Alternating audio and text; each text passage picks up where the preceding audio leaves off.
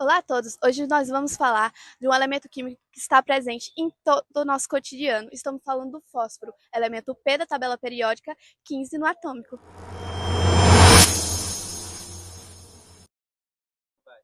O fósforo é um não-metal do grupo 15 do período 3 da tabela periódica. Ele nunca está sozinho, sempre vem acompanhado de outros elementos. Existem variáveis diferentes: fósforo branco, fósforo vermelho e fósforo negro. E agora venha descobrir como esse elemento foi descoberto. O fósforo foi descoberto em 1669 pelo historiador Herbert Brand. Ele estava tentando fazer pedra filosofal para fazer ouro. E por isso ferveu grande quantidade de urina e acabou isolando uma cera branca que brilhava sozinha no escuro. Bom, o fósforo ele é extremamente retroativo, nunca é encontrado ao ar livre, e sim em minerais chamados fosfato. Ele é fundamental para a vida, compondo o DNA e RNA. Ele também é uma composição muito importante para os ossos, ao lado do cálcio, né? Os dentes, principalmente. A base do armazenamento da energia celular. Ele também funciona junto com a parte molecular de ATP, para o armazenamento e distribuição dessa energia para o resto das moléculas. O fósforo pode ser usado em diversas formas, do campo à indústria. Um exemplo é a agricultura. Na agricultura, usamos fertilizante para desenvolver mais as plantas e é um dos 3 nutrientes mais eficazes para o desenvolvimento de uma planta. Na indústria, usamos ele para o plástico, produtos de limpeza e também alguns tipos de vidro. No fósforo e no fogo de artifício.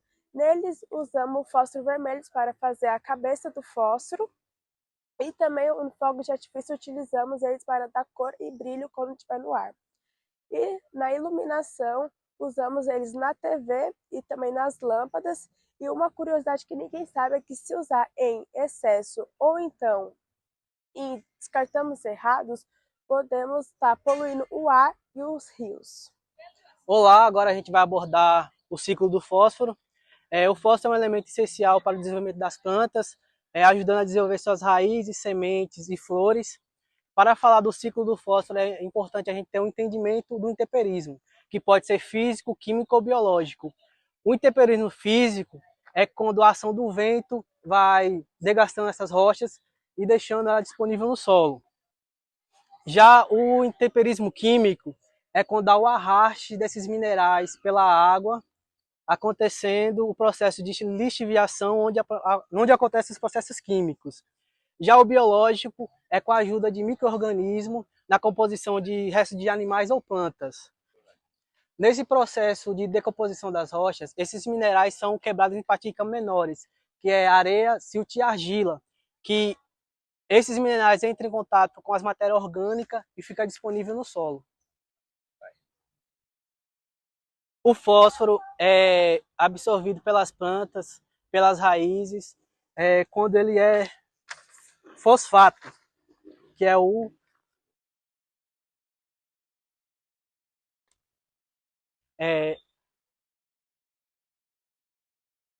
fósforo é absorvido pelos animais através das plantas. As plantas absorvem o fósforo pelas raízes, deixando disponível nas suas frutos, flor, nas folhas. Os animais consomem esse fósforo e conseguem extrair esse nutriente, que pode ser benéfico para os ossos, para o seu DNA, nas plantas o RNA. Sobre a decomposição, ela acontece quando excrementos de animais, ou animais mortos, ou restos de plantas, ficam expostos no solo, sofrendo ação de micro-organismos, que acaba deixando o fósforo disponível no solo para as plantas. Esse processo também pode acontecer alguns impactos ambientais, que é a eutrofilização, que é quando as chuvas acontece o processo de lixiviação e acabam carregando esse mineral o fósforo para os lagos e rios e acontece o acúmulo desses minerais. Com isso, aumenta o número de algas e as algas acabam tirando o oxigênio da água e deixando essa água mais pobre, acabando com a biodiversidade desse rio ou lago e levando os peixes a óbitos. É um problema que a gente enfrenta muito na atualidade. Uma curiosidade importante é que os grandes agricultores, grandes fazendeiros, utilizam muitos fertilizantes que têm como bioativo o fósforo. Isso impacta muito o meio ambiente, que levam aos processos de eutrofização. O fósforo puro possui um raio atômico relativamente pequeno, medindo cerca de 98 pm. A dissorção específica, em solos intemperados comuns no Brasil, as superfícies das argilas e óxidos de ferro e alumínio possuem cargas positivas devido à acidez. O fosfato atua como um ânion devido ao seu tamanho concentrado e alta valência. Ele se liga fortemente a esses óxidos por meio da ligação de alta energia. Bom, como o íon se cola aos colóides do solo, ele perde a capacidade de se mover junto com a água, isso chamado de fluxo de massa. O fósforo passa a depender quase exclusivamente da difusão, né? Que é o transporte local da maior concentração para a de menor concentração.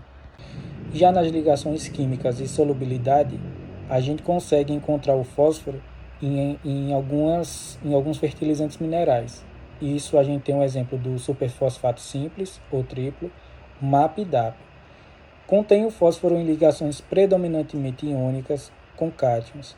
Na presença de água, essas ligações se dissociam rapidamente, resultando em uma liberação rápida dos íons fosfato na solução.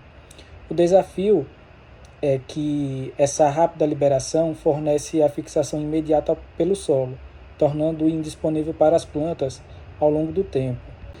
Já nos compostos orgânicos, a gente consegue encontrar o fósforo em estercos, matérias orgânicas e fitatos.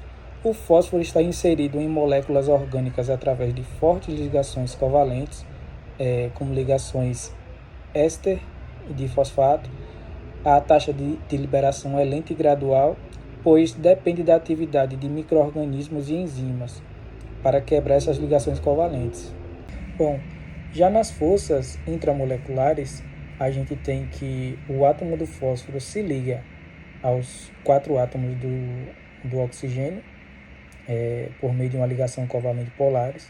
São forças extremamente fortes que mantêm uma estrutura tetraedro do fosfato nível estável. Bom, já nas forças intermoleculares a gente pode citar principalmente 3. As ligações hidrogênio, né, de hidrogênio, as interações íon-dipolo e pontes de cátion. Nas ligações com hidrogênio, eles realizam uma ligação de hidrogênio intensa e com as moléculas de água na solução do solo, né? Na ligação de íons dipolo, ocorre entre uma carga negativa do ânion, do fosfato, e pelos polos positivos da molécula de água. Bom, já na ponte de cátions, a gente tem os ânions fosfato interagem com as micelas do solo carregadas negativamente por meio de pontes formadas pelos cátions metálicos. A gente tem o alumínio e o ferro como exemplo, gerando complexos de esfera interna com forte retenção. Então, resumindo, o fósforo é um elemento com características, curiosidades essenciais para atividades humanas.